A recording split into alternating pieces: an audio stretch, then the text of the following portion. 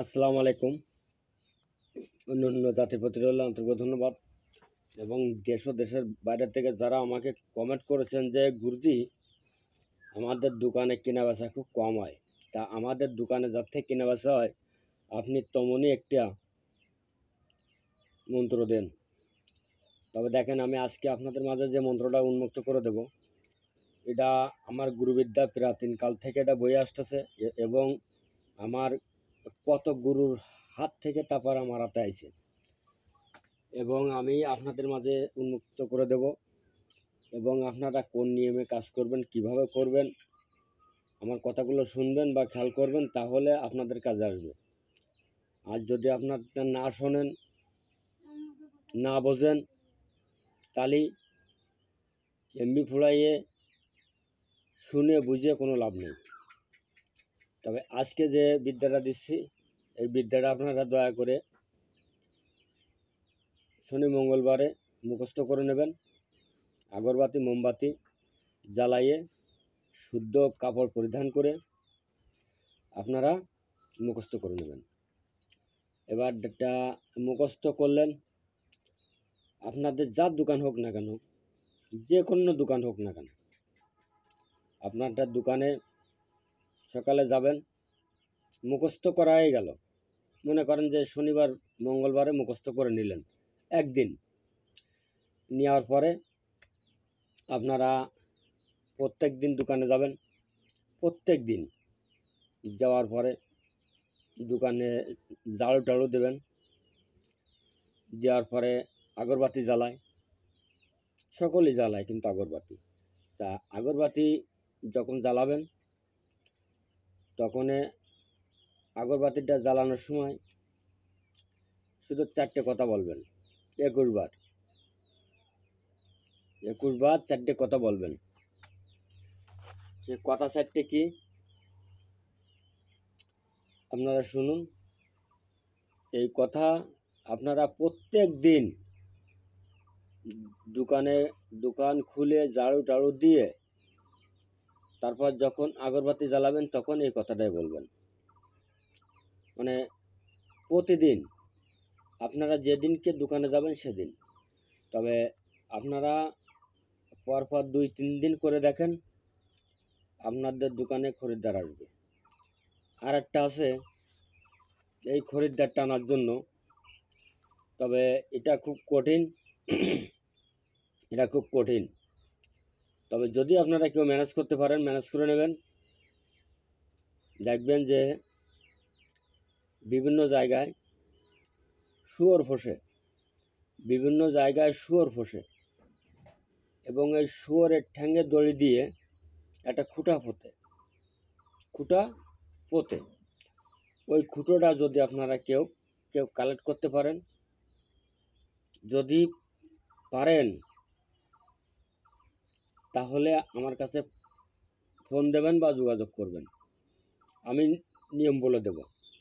আর এই শুয়ারের খুঁটা যদি আপনার কাছে থাকে, তা খরিদ্দার যেমন দেখছেন শুয়োর যায় পালে পালে, আপনার দোকানে খরিদ্দার ঠিক ওই কায়দায় ঢুকবে ঝাঁকে ঝাঁকে। এবং সেই দোকানে যদি কোনো ক্ষতি টতি করা থাকে, বন্ধ করা থাকে, তাও থাকবে না, কাটি যাবে। তা যদি কেউ পান আমাকে কমেন্টে জানাবেন। আর যদি সেই নিয়মে কাজ করতে চান সেই শুয়োরের খুঁটো দিয়ে, তাহলে আমি বলে দিচ্ছি একটু উন্মুক্ত করে দিই, আপনারা করুন। আর আমার ভিডিওটা ভালো লাগলে বেশি বেশি করে একটু শেয়ার করে দেবেন। আপনি উপকারিত হন আর একজনকে উপকারিত হওয়ার সুযোগ দিন। তবে এই শুয়োরের খুঁটো যে কোনো শনি মঙ্গলবারে ওই শুয়োরের খুঁটোটা আপনার আনতে হবে। এবার শুয়োরের খুঁটোটা আনলেন, এনে গঙ্গার জল বা গাঙ্গের পানি বা নদীর পানি দিয়ে শুয়োরের খুঁটোটা সুন্দর কায়দায় ধোবেন। সেই শুয়োরের খুঁটোটা ধোবেন, ধোয়া হয়ে গেল। এইবারটা 7 পুকুরের আঘাটের পানি নেবেন। 7 পুকুরের আঘাটের পানি নেবেন, মানে কোনো ঘাটের পানি নেবেন না, আঘাটের পানি নেবেন। এবারে আঘাটের পানি নিয়ে ওই শুয়োরের খুঁটোটা ধোবেন। ওই পানি কিন্তু থাকবে, পানি ফেলে দেবেন না, ওই পানির ভিতরে ধোবেন। ধুয়ে আপনার দোকানের সামনে ওই শুয়োরের খুঁটোটা গাড়ি দেন, শুয়োরের খুঁটোটা গাড়ি দেন, গাড়ি দিলেন। এবার যে পানিটা থাকলে ধোয়া পানি, এই পানিটা আপনারা প্রত্যেক দিন আপনার দোকানে ছিটিয়ে দিন।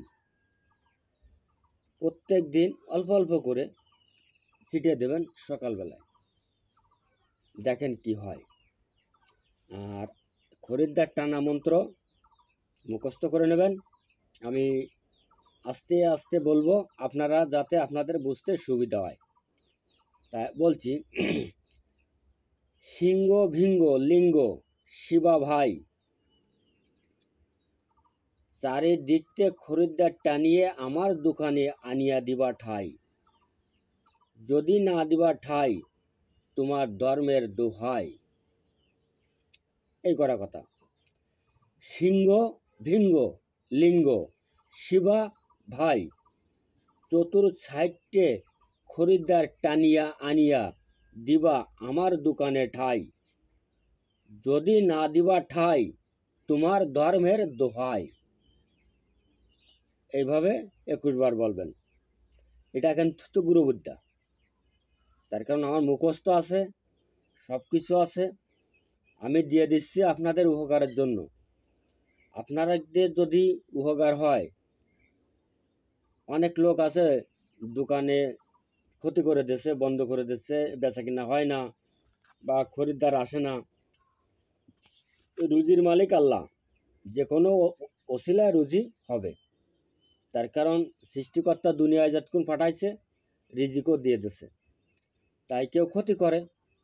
আর এই এই মন্ত্রটা যদি আপনারা প্রত্যেক দিন সকালে দোকান খোলার আগে আগরবাতি জ্বালাই হাতে নিয়ে যদি বলতে পারেন এই কথা 21 বার, আপনার দোকানে খরিদ্দার আসবে তো আসবে, কেউ বাধায় রাখতে পারবে না।